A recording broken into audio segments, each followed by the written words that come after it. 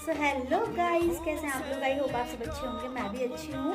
तो आज मैं अपने कुछ जो देश के सैनिक हैं उनके बारे में बात करना चाहूँगी, जो आर्मी मैन्स हैं, जो अपने देश की रक्षा के लिए अपनी जान को हमेशा हथेली पे रख के चलते हैं। अपने देश की रक्षा के लिए अपनी फैमिलीज को भूल जाते हैं, अपनी माँ को, अपनी बहन को, अपने रिश्तेदार को, अपनी वाइफ को, बच्चे को, सबको भूल जाते हैं। तो आज मैं उनके बारे में, उनके हक के बारे में थोड़ा सा बात करना चाहूँगी। मैंने कल स्टेटस भी डाला था इंस्टाग्राम पे, जो लोगों को बहुत पसंद आया और उन लोगों ने अपने थॉट्स भी दिए हैं उसके ऊपर, और कुछ ने तो वीडियोस भी बनाई हैं। तो आज मैं उस बारे में बात करना चाहूँगी। अभी जैसे बॉर्डर 2 मूवी आई है, या फिर जो 120 मूवी आई थी, 120 बहादुर करके, या कोई भी कारगिल आई थी, तो बॉर्डर जैसे बॉर्डर भी आई थी। तो उसमें क्या था कि जितने जो हमारे सिपाही जो देश के लिए बलिदान हुए हैं, उन्हीं के ऊपर वो मूवीज़ बनाई है, और लास्ट में उनका पूरा बताया भी जाता है कि हाँ, ये इस टाइम पे, इस टाइम से इस टाइम तक इन्होंने ड्यूटी दी है, इस टाइम पे ये शहीद हुए हैं।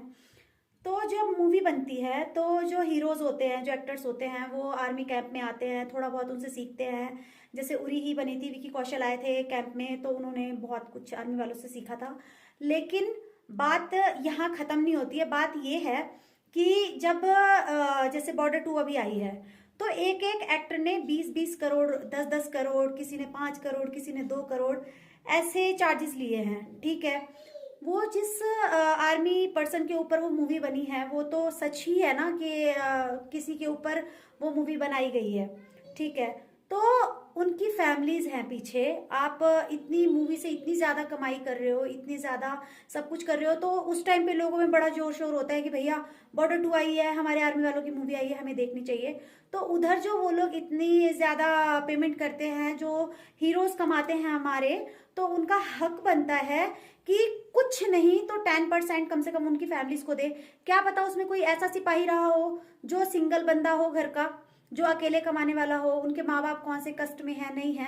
तो जिस भी हीरो पे आप, जिस भी जो हमारे सैनिक शहीद हुए हैं उसके ऊपर अगर आप मूवी बनाते हैं, तो गवर्नमेंट से अपील करूंगी कि उसमें से एटलीस्ट 10% तो कम से कम आर्मी वालों की फैमिली को दी जाए जो शहीद हुए हैं हमारे। कुछ नहीं तो सिर्फ और सिर्फ 10% प्लीज, मैं आप लोगों से अपील करना चाहूंगी। उसके बाद मोदी जी ने भी कहा था कि 8 पे कमीशन आएगा, लेकिन 8 पे कमीशन अभी तक नहीं आया है। बहुत लोग हैं, बहुत परेशान चल रहे हैं अभी। लेकिन 8 पे कमीशन उन्होंने ये बोल के लिया कि जब मुझे वोट मिलेगा तो मैं 8 पे कमीशन लाऊंगा, लेकिन अभी तक 8 पे कमीशन का अब तो नामो निशान खत्म हो गया कि 8 पे कमीशन भी आने वाला है।